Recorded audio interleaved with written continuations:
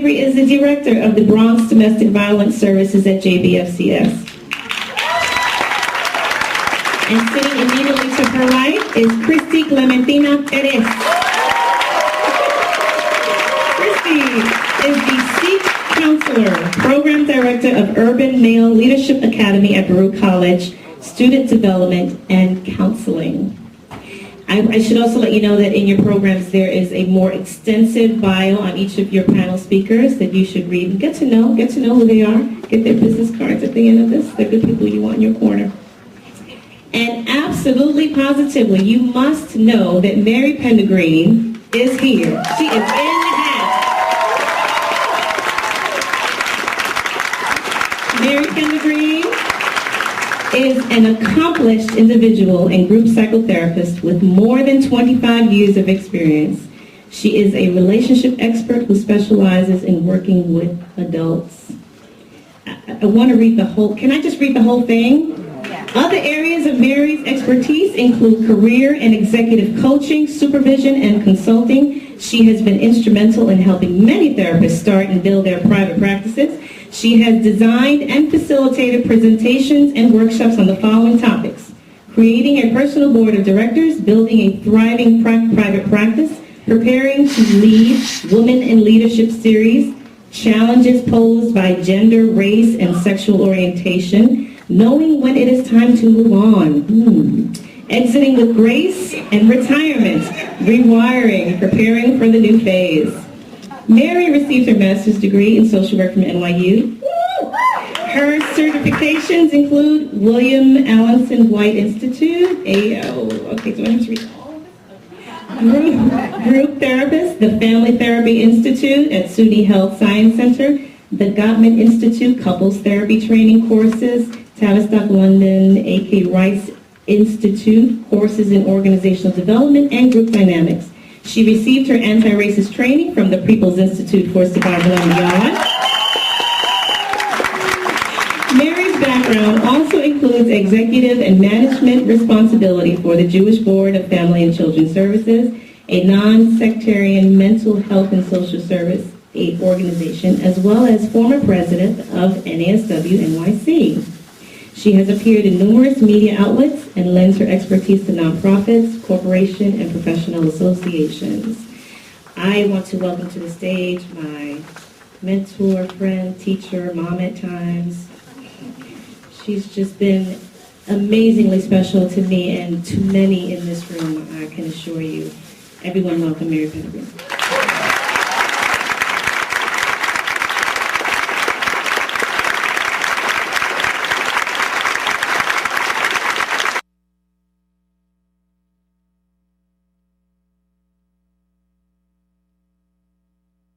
Excited about having the panel that includes Christy, Sheila, and Ben. And I am always excited about any opportunity that I have to interact with social workers. For those of you who may not know, I wanted to be a social worker since I was in 8th grade. And so indeed, having a history here with NASW really makes my day. So thank you. I want to begin by sharing a quote. And you're going to see that I just love quotes. The quote that I want to share is, a lot of people have gone further than they thought they could because someone else thought that they could. I truly believe that because in essence, where I come from as a sharecropper's daughter, it is amazing that I'm here today, and I'm here today because of lots of mentors and people who have supported me along the way. And so when there was an opportunity to talk about mentorship, it felt as though it was right for me, so I'm delighted that I'm here. When I was preparing for this talk, I decided that I was going to Google some famous people and to see what mentors they had. So I was surprised by some of them, so I want to share it. I should start by sharing it with you. So Julius Caesar was the mentor to Mark Antony. Socrates, the mentor to Plato. Mahatma Gandhi, mentor to Martin Luther King. Martin Luther King, mentor to Jesse Jackson. Mike Wallace, mentor to Barbara Walters. Barbara Walters, mentor to Kathleen Gifford. Oprah, as you all know, mentor to Dr. Phil. Madonna, mentor to Gwyneth Paltrow. Audrey Hepburn, mentor to Elizabeth Taylor. Johnny Carson, mentor to Jay Leno. Jackie Gleason, mentor to Larry King. Duke Ellington, mentor to Tony Bennett. Bing Cosby, mentor to Frank Sinatra. One that surprised me, Tina Turner, mentor to Mick Jagger. Ronald Reagan, mentor to Christy Todd Whitman. Al Gore, mentor to Joe Lieberman. Al D'Amato, mentor to George Pataki. Sigmund Freud, mentor to Carl Jung. I share this to say that none of these people did it by themselves. And if you ever have the urge to Google, you will find countless amounts of other people who were mentored. And it's important to say that, in essence, mentorship is necessary for success. The bonus is that not only is mentorship good for the individuals, but it's good for the organizations as well. Despite the fact that the mentorship is focused on the mentee's needs, there are many benefits that come from doing the mentoring.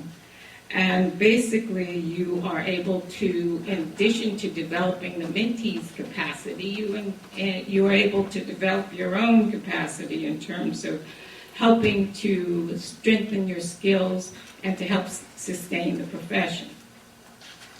One of the things that I feel that's truly relevant here, and Sheila will comment about this a little bit later, is that the relationship is a give and take. It's not just for the mentee, it's for the mentor as well, and the relationship changes as the mentor and the mentee grow in their development.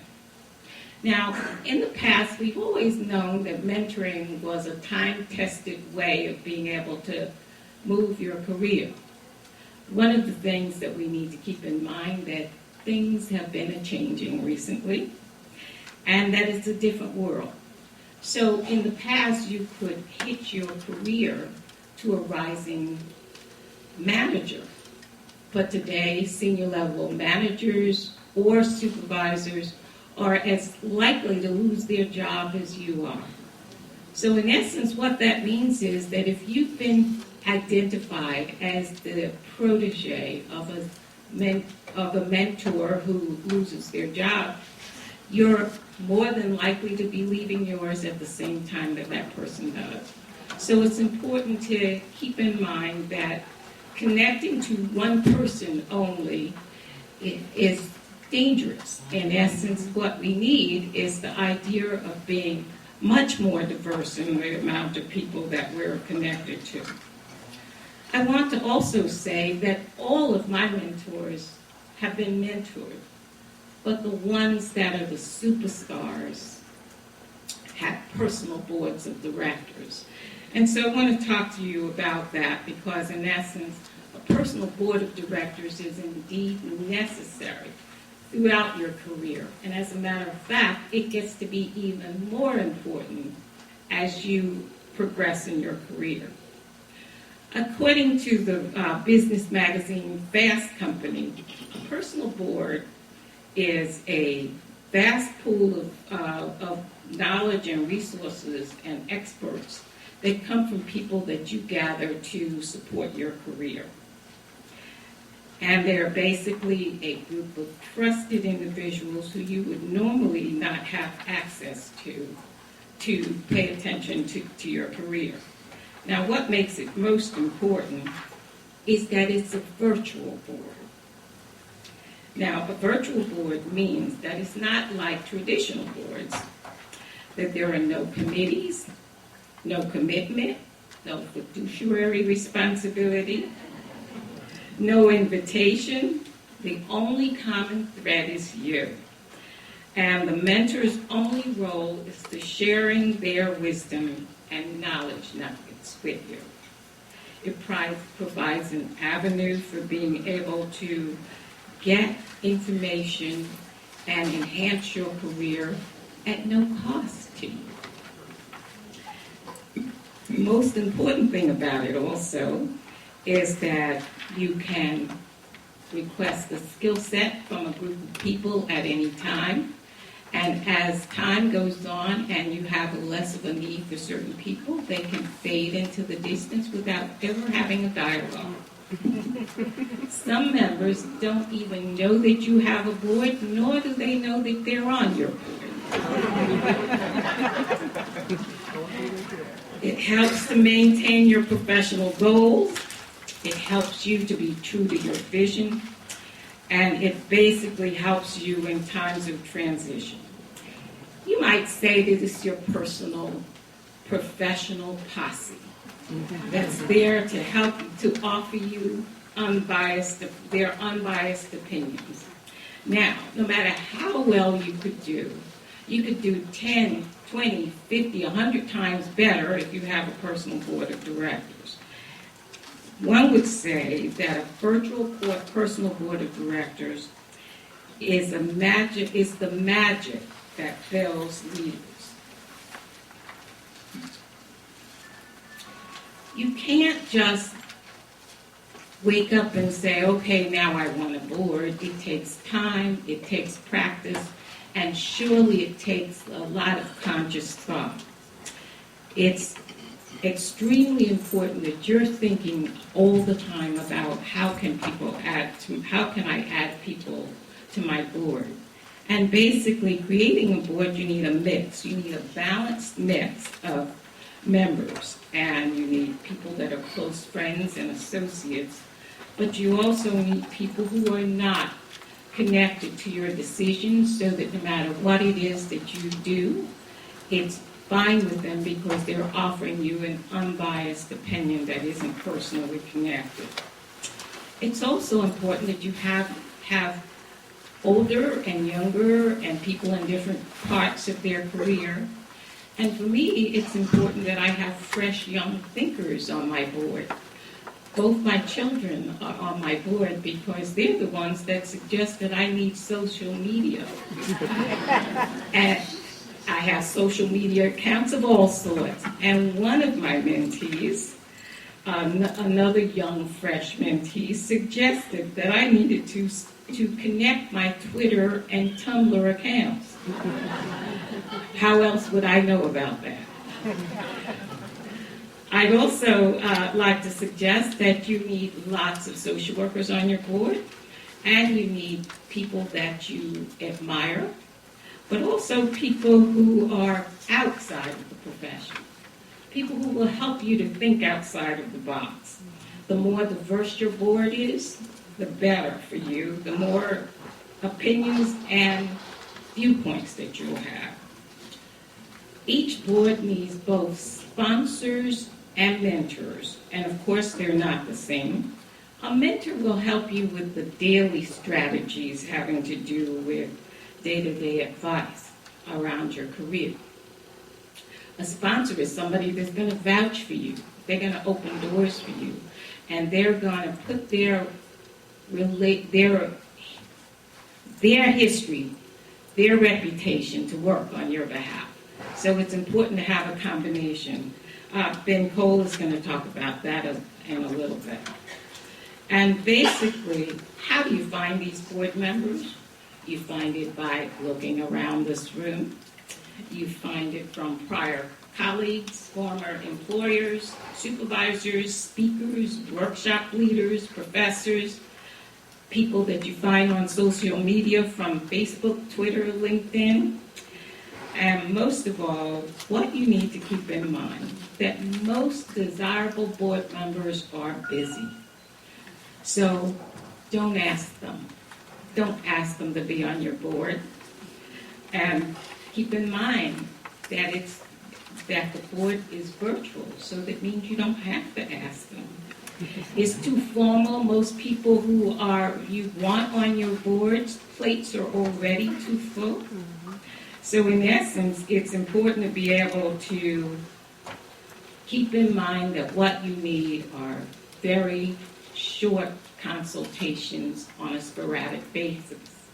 If somebody were to come and ask me, will you be my mentor? The answer probably would be, I'm so sorry, I can't. My plate is too full. But I know that many of you are on your board of directors and you didn't even ask me. It's important that you keep in mind that it's a virtual board, so what you're doing is phone calls, emails, sometimes a live chat. I want to also suggest to you that you're going to want to keep an eye out for when people are offering to be on your board. They might be possible board members. I know that some of you know that for a lot of years I was responsible for more than 100 social work interns each year. And each year I'd kind of keep an eye out for somebody that was enthusiastic, because we needed to have a few representatives that would represent the organizations as students. So there was a young woman that I had identified. She was smart. She was very well, she presented very well. And I called her up a couple of days after school started, and I said, I'd be really interested in finding out if you would come with me to some meetings and represent the organization. And she said to me, does this count towards my placement? And I said, yes. And so she then said, I thought that was a legitimate question. And then she said, am I going to get compensated for the travel time that it would take? I started to get a little worried. She then said, going with you to meetings isn't a part of my job description. At which time I felt it's time to move on. And the next person that I called was our very own Gwen Butler. And she took me up on that offer and has continued to take me up on many offers since then. So I want to say that it feels important to be able to recognize that oftentimes when people are making an offer to you, it's important not to ask them for compensation for coming to support. As a matter of fact, this young woman has since approached me and told me years later that she realizes that I was trying to offer her support. Okay. Mentorship is different than friendship. Mentorship, board membership, is different than friendship. As a board member, you help people to find answers that are right for them by asking questions, sharing stories, and making non-judgmental observations. Some of the things that people have asked me for help with is oftentimes big decisions. Someone is here tonight who I recently met with who's basically struggling in an unreasonable job situation. And this person is thinking about whether or not to move on and the pros and cons of staying despite the fact that they've been in the role for a long time. They're also thinking about what the next steps might be. And I want to say that there are many social workers that often are struggling with the impact of race and racism and how it impacts their work, how it impacts their relationships with each other, our profession, and our clients. And whether or not you're a white man that's in a social work class that has 26 mixed-race women, or a petite white woman who is in a residential setting with young men of color, or a large man of color that's supervising a predominantly white staff. each of these people are struggling with issues that have to do with race and racism. For each of them, I say, go to the People's Institute's Undoing Racism workshop.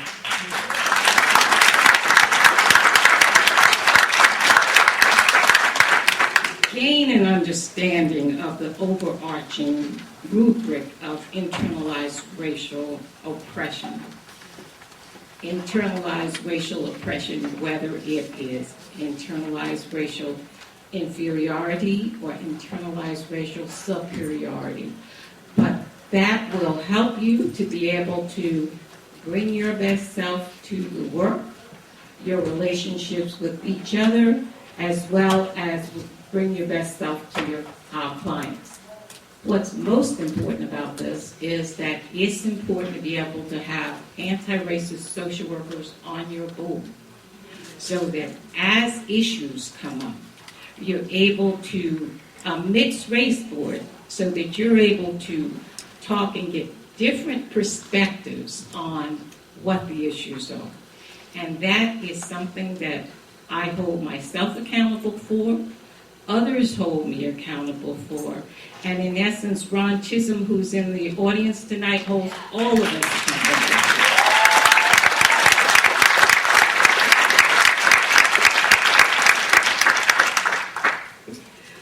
One of the major issues that causes social workers' problem have to do with money.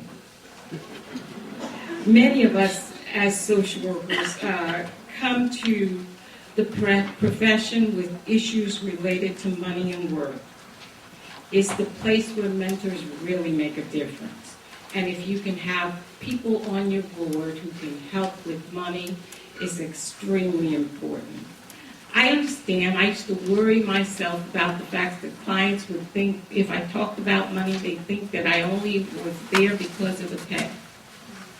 As time goes on and with different mentors, it's gotten to be really clear to me that in order to keep our doors open and to keep from being hounded and losing your job, you need to be able to deal with the relationship between money and the work that we do.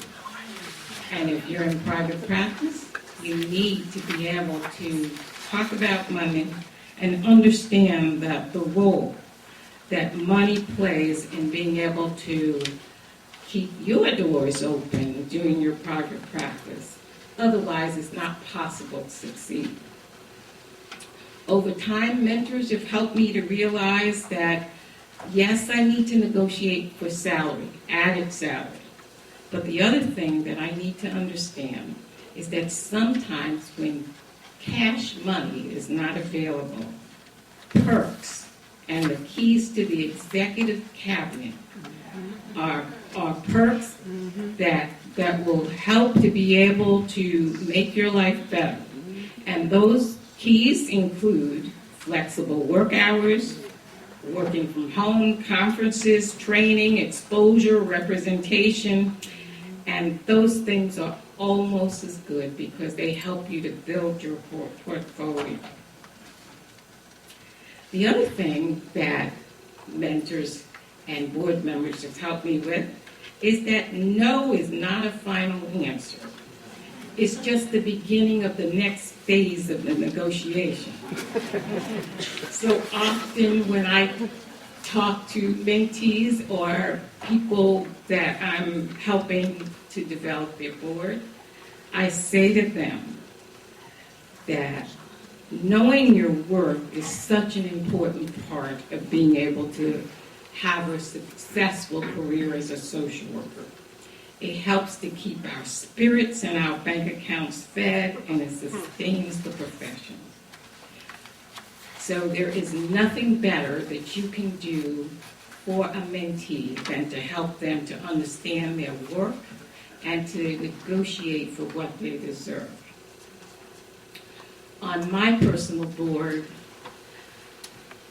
I have a special board member that I'd like to please stand, Elma Denham. Elma Denham is a social worker.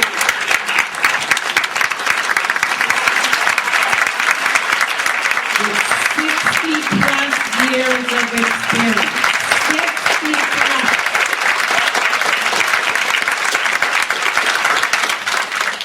Alma introduced me to the concept of organizational life and suggested that I needed to attend the William Allison White Institute.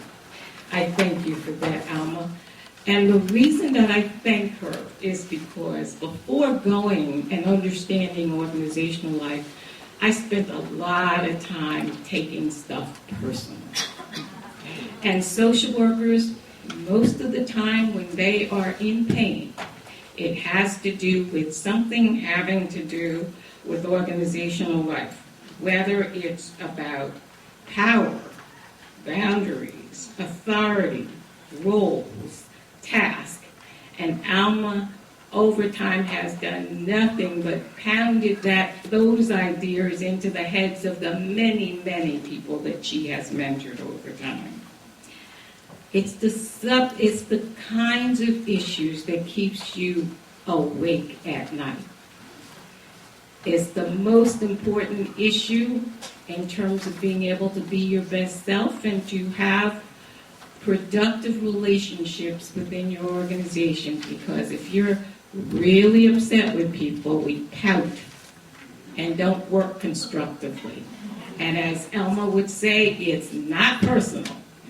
It's about the role. And so having people on your board who can talk about the issues relating to the role, and it's not you. The other thing is that a subset of my board I refer to as the SWAT team. And these are the folks that I need to call when I need an answer by morning. When I was in a role at the Jewish Board, I had been there about 6 years. I was pretty happy with my roles. A high executive called me up and asked me for a meeting. And of course, I didn't have a meeting before the meeting. That was then. I never go to meetings without meetings before the meeting. But he called me and asked me to meet, and I went happily bouncing into his office, and he was there with another high-level person and said, I wanted to let you know that we are very interested in promoting you to a bigger job, and the job is twice the size of the one that you're doing, and I'd really like to offer it to you. And I sat stunned.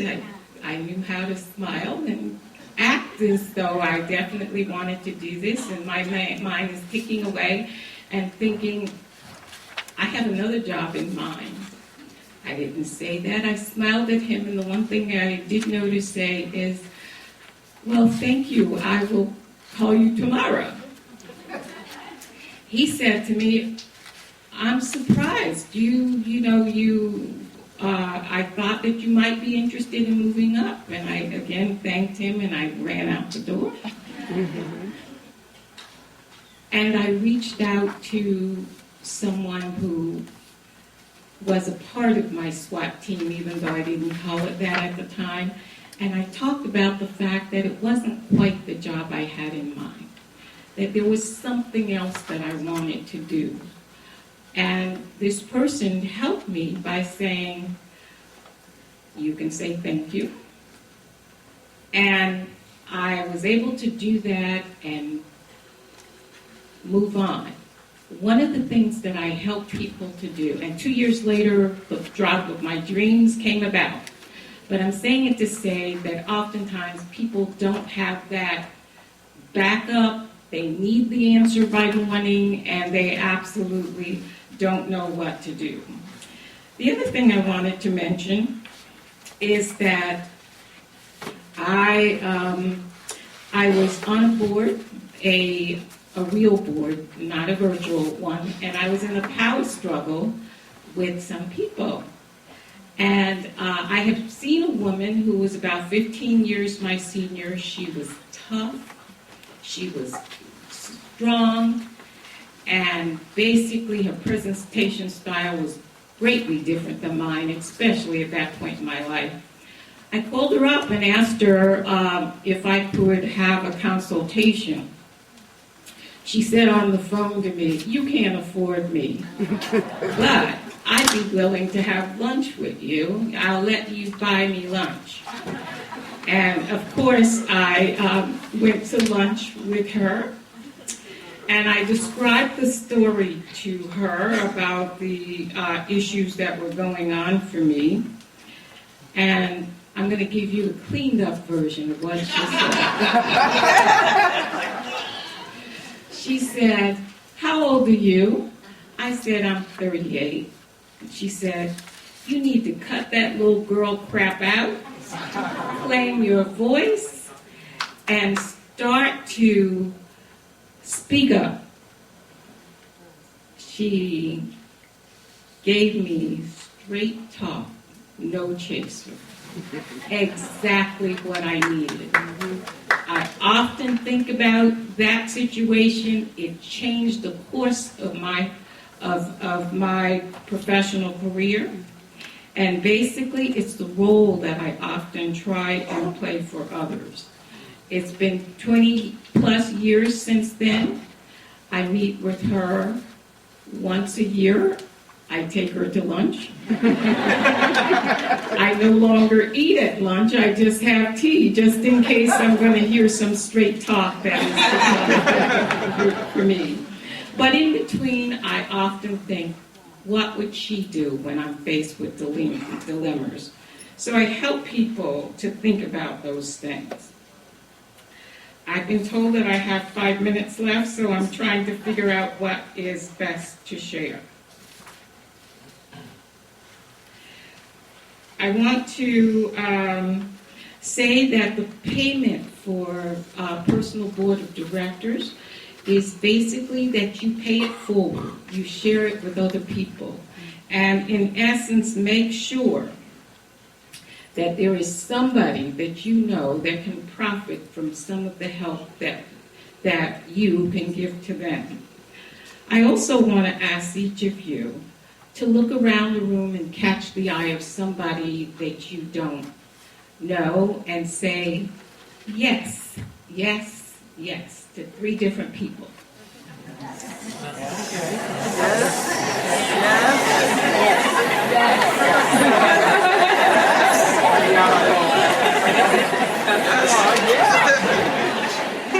Okay. So you have just agreed, yes, I am willing to share my resources with you. Yes, I need additional contacts and wisdom. Yes, I am interested in expanding my board. So together we can build a net that works to support our communities and sustain our profession. So I would like for each of you to commit to finding at least 2 new board members for your board this evening. And make sure if you're young, get some older wisdom. And if you're older, make sure you have some young, fresh perspectives. I thank you for having me.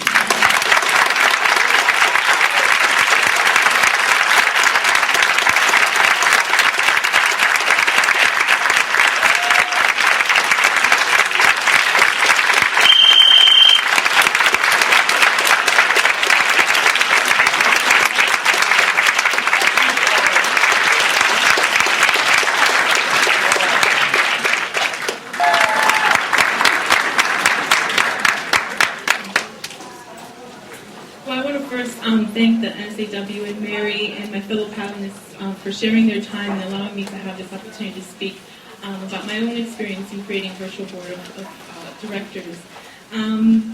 Throughout my personal professional life, I've been blessed to have many individuals serve as mentors, guides, positive role models, and resources, all with the intention to nurture my growth and development, as well as to push me out of my comfort zone. I am clear I would not be here or who I am today without the unconditional support and guidance I received over the years. However, while developing these powerful and authentic relationships, I tended to rely mainly on them for personal development, rather than on navigating the complexities existing within the professional arena. It really wasn't until I accepted the position as the first program director of the Percy E. Sutton Seeks Urban Male Leadership Academy at Baruch College, where I quickly discovered how critical it was for me to be intentional in cultivating professional relationships outside of my immediate work environment in order to support me in effectively designing and advocating for a program that develops and promotes the academic excellence, social consciousness, and leadership skills of Black and Latino college students at Baruch. In all honesty, I did not set out to work primarily with Black and Latino young men. However, when presented with the opportunity, I chose to take it on because I recognized the systemic exclusion and invisibility of Black and Latino males in higher education. I also recognized that I had a responsibility in ensuring that I develop a program that not only honors and affirms who they are, but also addresses within an anti-racist and anti-oppressive lens the institutional barriers and racism present within higher education.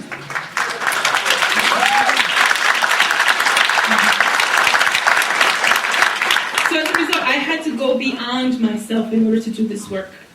So in structuring the UMLA program, I consciously called upon, included, and developed professional relationships, particularly with professional men of color who work directly with Black and Latino young men.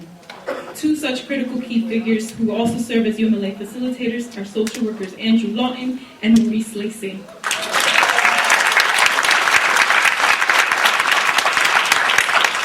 Yet it has also been within my role as the program director of the UMLA program where I've been most confronted with my own insecurities, fears, and limitations as an advancing professional woman of color. Over the last several months, the focus of my mentoring relationship with Mary, Pender Greene, has been learning to affirm, embrace, and trust my voice. I am naturally a soft-spoken individual who would rather work behind the scenes and not call too much attention to myself. I am also very introverted and shy, but as my role as the UMLA program director regularly calls me to speak and attend meetings with college administrators, as well as develop relationships within individuals who can and want to contribute to the UMLA program. And many times I'm faced with resistance and the oppressive institutional barriers when advocating and putting the experiences of Black and Latino young men on the table. However, in my work with Mary, I'm learning not to internalize this and instead name and claim who I am. As a light-skinned, petite Latina, I recognize there are certain perceptions of me as well as privileges that I have. Rather than view this as a setback, I can embrace who I am and assert myself as a powerful professional woman of color. This is not an easy task, especially when navigating and being confronted daily by systems and individuals who believe otherwise, which is why it's critical to create and nurture one's virtual personal board of directors. Although I'm fortunate to have a strong support system within my work environment, including the SEEK director and founder of the UMLA program, Dr. Angela Nsamo, who's here today.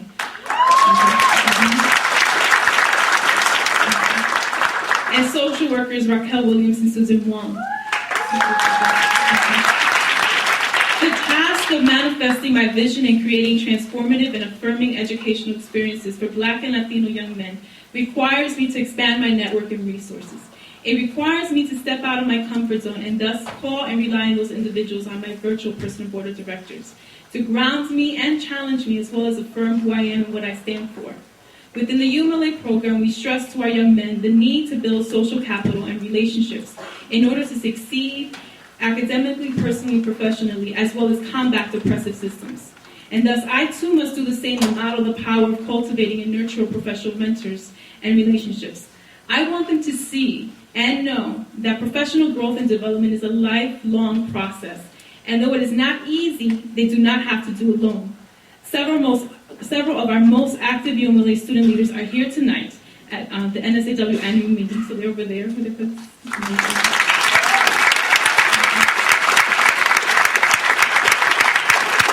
In representation of the entire Percy Easton and Urban Male Leadership Academy program, I extended the invitation to them in order for them to witness and participate in this intergenerational gathering and dialogue around creative mentoring and virtual personal board of directors, and thus share with the rest of the UMLA boards. Collectively, we're expanding ourselves and modeling what is possible. Additionally, I want them to witness firsthand the positive impact of my mentoring relationship process with Mary. As social workers, it is important for us to include the communities we work with as much as possible in transforming oppressive systems and institutions and allow them to witness our own personal struggles and willingness to be vulnerable in front of them. Again, we must consciously reach beyond ourselves in order to effectively do what we do every single day. Thank you.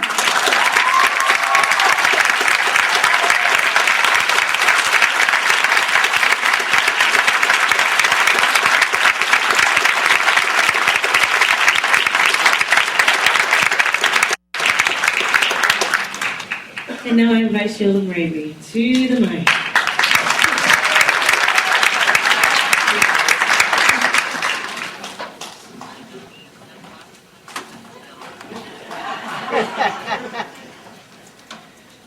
Life for me ain't been no crystal stair. I have been mentored in various ways for a lot of years. So I hear other people that say that. I'm a social worker. I've been mentored by social workers. But I have to say that I didn't realize until I was pretty much older that I was being mentored by social workers when I was a youth in a youth program many years ago. And I was mentored as a youth worker by social workers, though they weren't saying that they were social workers. And what I can say is that the thing that Mary names, which is that the quote of people believing in you, that, I don't remember the exact quote. But what I can say is that is so important early on, because we may be interested in creating personal boards at this point to help us professionally, but there are a lot of young people that need to know early on that someone believes in them. And I am clearly an example of many people at different points recognizing just how special I was, and I am. Coming from the family I came from, where there was a lot of love and a lot of challenges, I had family also who mentored me early on. And I could not be or would not be where I am if it weren't for my Aunt Kitty, who is 80 years old and who was a secretary for the city of New York and who scored 100% on a test she took and was so proud and told me that she wanted me to be the boss. That's what she told me. She said, I don't think there's anything wrong with being a secretary, and I have been a secretary and a whole bunch of other jobs at different points in my life. But she said, I want you to be the boss. Now, what does being the boss mean?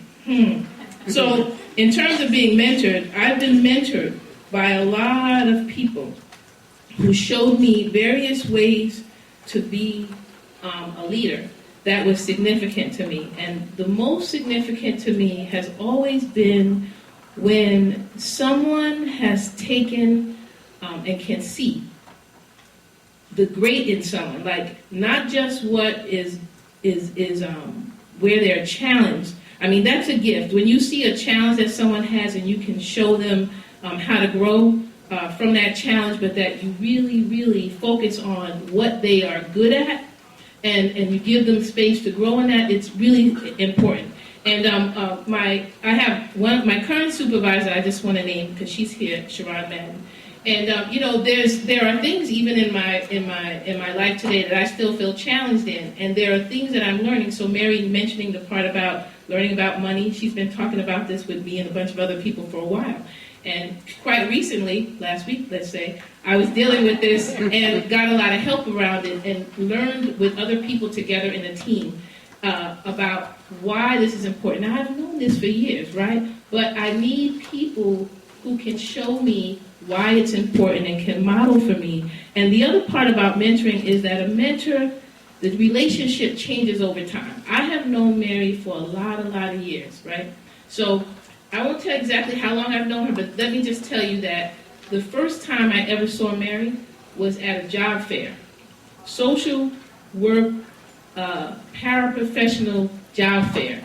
That's for people who didn't have master's degrees yet exactly, and she was bringing in people of color into the agency of the Jewish Board. That was a long time ago. I'm 50 years old. I don't remember how old I was then, but I had my bachelor's degree at the time. And I saw this woman, just like James Baldwin is powerful and he was small.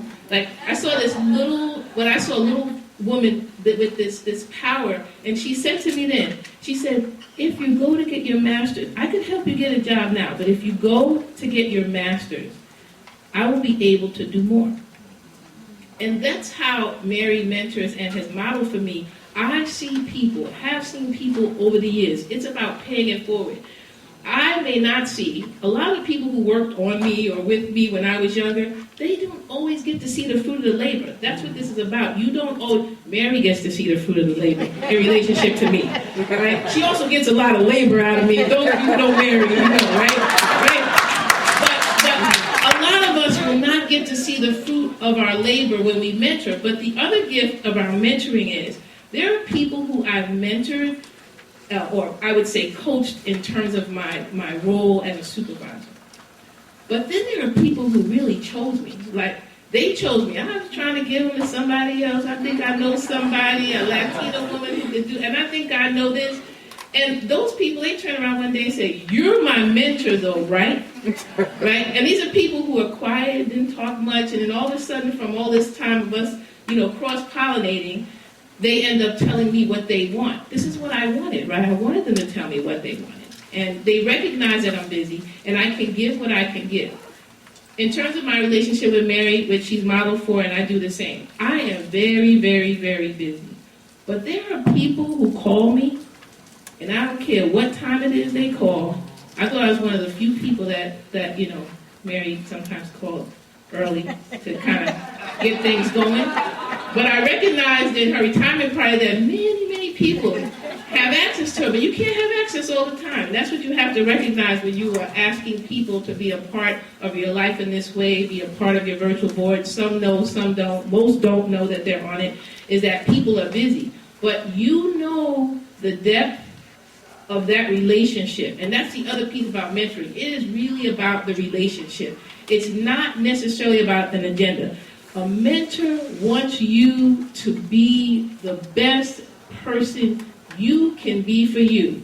And if they benefit from how great you are, well, then that's good too. But that's not their goal. And that's the gift of mentoring, is that you don't always see it, but you just know in the world that you've done something with somebody and they're going to pay it out. So the other piece is that, for me, I work with all kinds of people, I mentor all kinds of people, and I'm mentored by a range of people. But what is really important to me, especially in the day-to-day, thick of the thick of it, is I have to have people in my life who are conscious.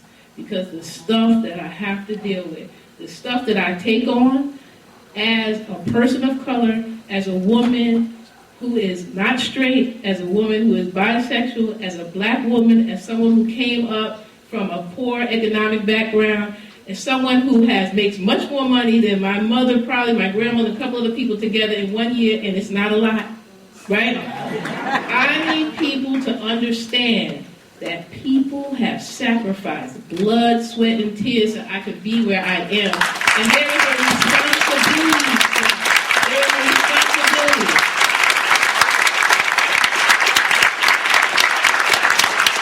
So I probably got about a minute.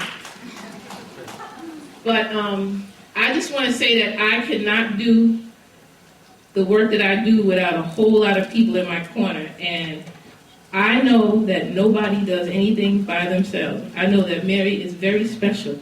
But I know that Mary has people, family, friends, people who chose her, or she's chosen to be in her life to do what she is able to do, and it is magnified.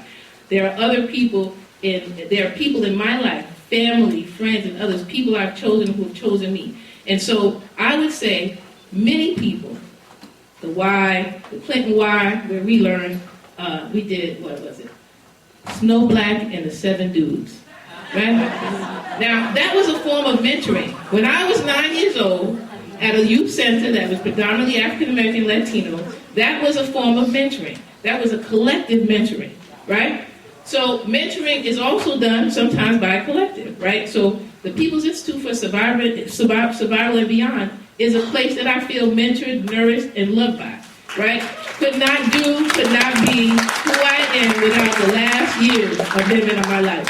The women of color, people of color, women of color groups from New York, I couldn't do it without you all. I couldn't do it without my teams at the Jewish Board. Now let me just tell you, Jewish Board is huge, but I have a lot of teams. I have lots of teams there. There's administrators of color meetings. There are people that are on there. There are people on the side where we have conversations. There are people who are looking out to make sure that we grow there. Mary's gave a lot of foundation of a lot of work that is happening there. I mean, there's just so much. I can't even name it all. But what I can say is that a collective is really important to this work. Because if any of us thinks, no matter how fabulous you are, that you're doing it by yourself, you're confused. Confused. So I'm going to stop because I think I've spent time to think.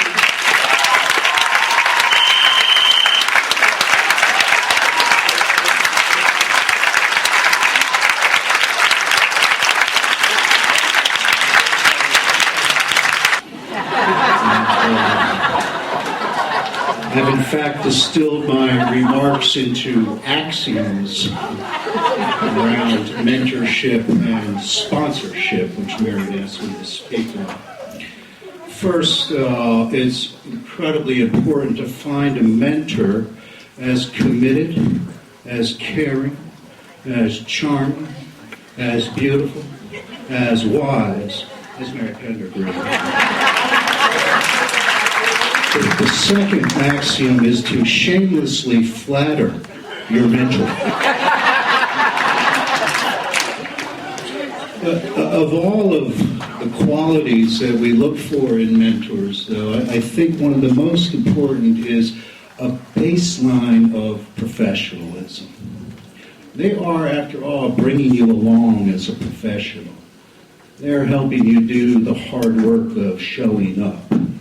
And when you're cultivating a relationship with a mentor and your calls aren't being returned and your emails aren't being answered in a timely way, you kind of check that relationship. Because like Sheila said, yeah, we're all busy.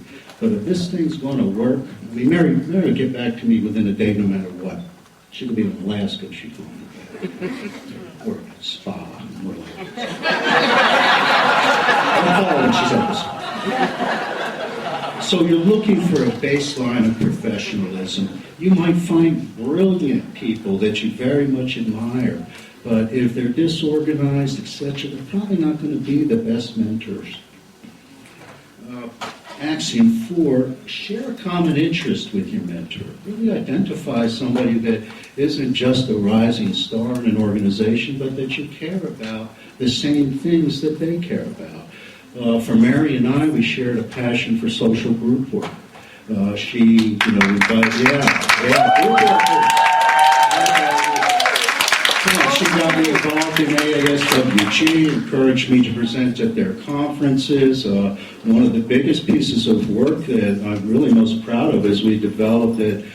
She helped me choose group work major at Hunter. Hey, everybody up there in the seat went to Hunter. All of you board accepted. I got my doctorate at NYU, so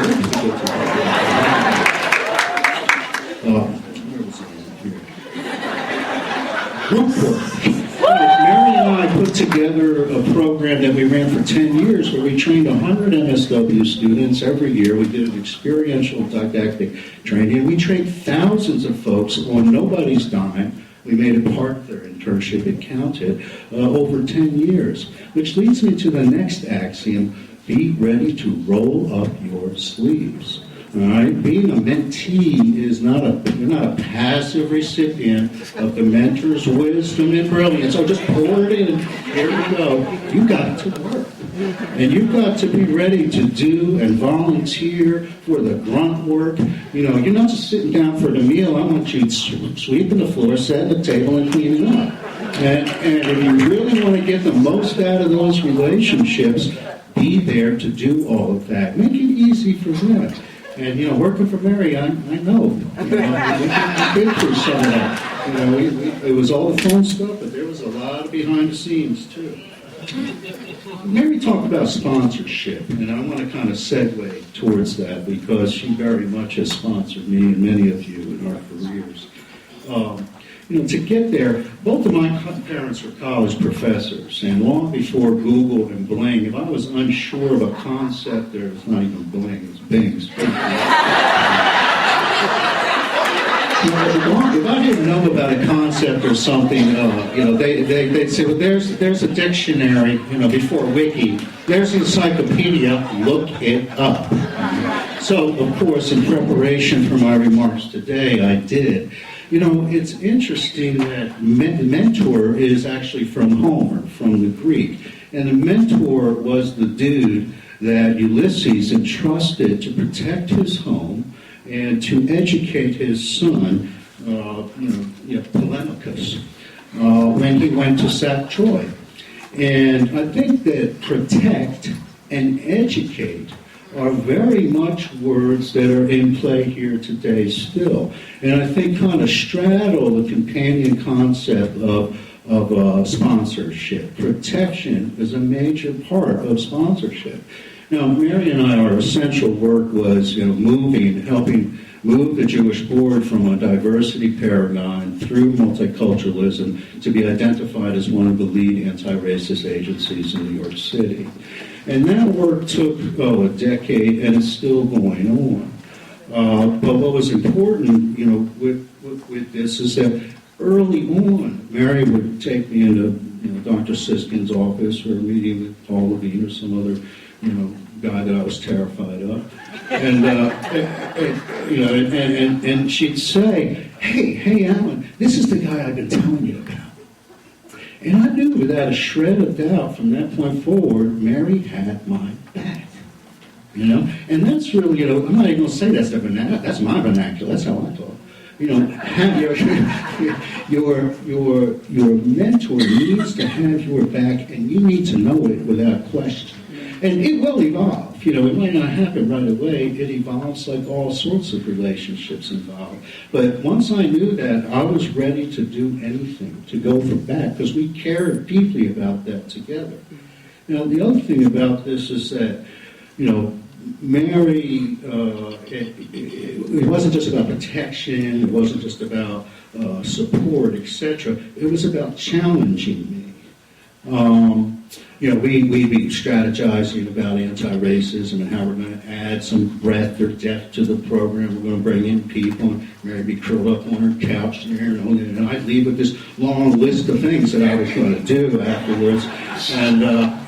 But during, I'd go down the list, and part of it was we're going to call these people, and these were deans of school social worker, luminaries like Bob Schachter, folks that in the field here, and I was just a little program director, executives at agencies, and I split up the list. I'd say, okay, Mary, I'm going to do this, that, and the other thing, and you're going to call all these folks, right?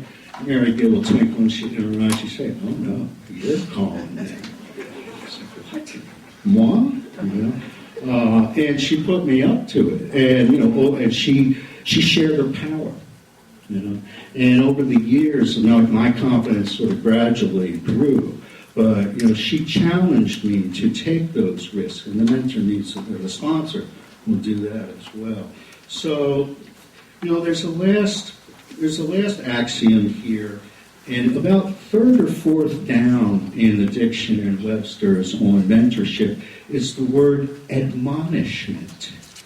And I thought that was a very interesting word to find there in the definition. Admonish somebody is chastise them, get on their back. But, think about some of the things that we have said this evening. There is definitely an element that people challenge you. They get your mentor, if it's going well, they get to call you on your stuff. And Mary definitely did that with me, especially in the anti-racism work. Mary and I, we went through a lot of our own development together in terms of our racial identity. This is 12 years of work for us. And Mary could call me out on the internalized racial superiority. There was no question this straight white man was, all over the place with that stuff. And it was very important that she could, because not everybody could. Not everybody could. I'd be having a trouble with somebody that I might be mentoring or supervising or co-leading a project with, and Mary would basically say, why are you doing that? And I would be upset and angry at the person. Well, why? Why are you doing that? One of the things I can remember clear as day, and so like her friend called her out, she did that for me time and time again, and that helped me grow, and I trusted her over time. It wasn't always pleasant. I knew better. So, these are unique relationships. They're not your friends, but they're friendly and they're supportive. They're not your supervisors, but they're helping shape your development professionally and your professional identity. They're not your therapists, but they're great, listeners, and they're dealing with very intimate matters. And in some ways, it's absolutely a unique relationship. And so I feel, blessed to be included with this panel, and blessed to be a mentee of Mary's. And may you all find each other. Please follow up on her admonishment this evening to go look somebody that you don't know and get them on your board. So thanks for giving me a moment.